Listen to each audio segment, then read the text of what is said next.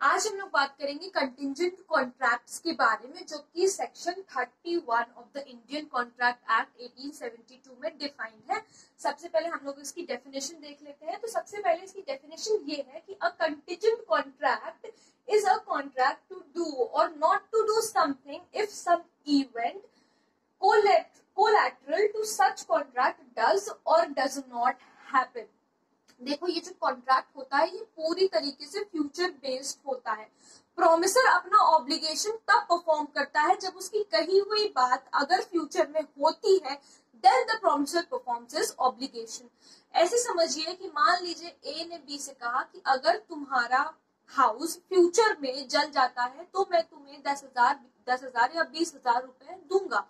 तो यहाँ पे क्या हो गया, ये कंटिंजेंट कॉन्ट्रैक्ट हो गया, फ्यूचर इवेंट पे बेस्ड था कि भाई अगर घर जलता है तो वो पैसे देगा उसको, तो वो उसको 20,000 रुपए देगा।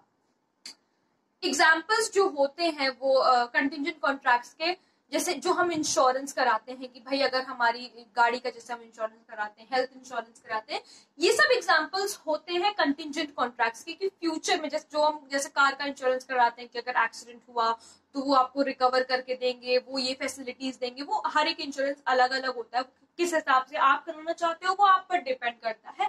तो जो मेरे कहने का मतलब सिर्फ इतना है कि जो इंश्योरेंस होते हैं वो एग्जाम्पल होते हैं कंटिंजेंट कॉन्ट्रैक्ट्स के। मान लीजिए कि आपके फादर ने कोई इंश्योरेंस करा रखा है, कार का इंश्योरेंस करा रखा है कि अगर इस गाड़ी का एक्सीडेंट हुआ, ये गाड़ी या टूटी या कुछ हुआ, तो वो इंश्योरेंस वाले उसे रिकवर करके देंगे, उसका पैसा देंगे या रिप्लेस करेंगे, जो भी है। तो ये एक कंटिंजेंट कॉन्ट्रैक्ट हुआ। किस पे बेस्ड था? फ्यूचर पे बेस्ड था कि फ्यूचर में अगर ऐसा होता है, फ्यूचर में एक्सीडेंट होता है या फ्यूचर में उसका घर जलता है, तो फिर वहां से पैसा मिलेगा या जो भी ऑब्लिगेशन होती है प्रोमिसर की, वो अपनी ऑब्लिगेशन फुलफिल करेगा। तो सिंपल से कंटिंजेंट कॉन्ट्रैक्ट का मतलब यही है। एक बार फिर से हम लोग देख लें डेफिनेशन कि a contingent contract is a contract to do और नॉट टू डू। भाई जरूरी नहीं करने का ही हो, कुछ ना करने का भी हो सकता है। If some event collateral to such contract does और डज नॉट हैपन। हुआ तो ठीक, ना हुआ तो ठीक। तो पूरी तरीके से अगर नहीं होता है जैसा कहा, अगर नहीं हुआ तो वो कॉन्ट्रैक्ट फिर वॉइड हो गया। मान लीजिए कार का एक्सीडेंट कभी हुआ ही नहीं तो कॉन्ट्रैक्ट वॉइड हो गया। तो फ्यूचर, बहुत सिंपल सी बात ये समझिए कंटिंजेंट कॉन्ट्रैक्ट में कि अगर हम एक लाइन में इसे कहना चाहें तो फ्यूचर बेस्ड कॉन्ट्रैक्ट होते हैं। आप अपने दिमाग में समझिए, लिखना तो आपको यही पड़ेगा, मार्क्स तो आपको इसी में मिलेंगे, लेकिन आप अपने दिमाग से सिर्फ इतना समझिए कि फ्यूचर बेस्ड कॉन्ट्रैक्ट होते हैं। अगर कोई इवेंट फ्यूचर इवेंट होता है तो उसके हिसाब से पैसा या जो कुछ भी कॉन्ट्रैक्ट में लिखा होता है वो चीजें देनी पड़ती हैं।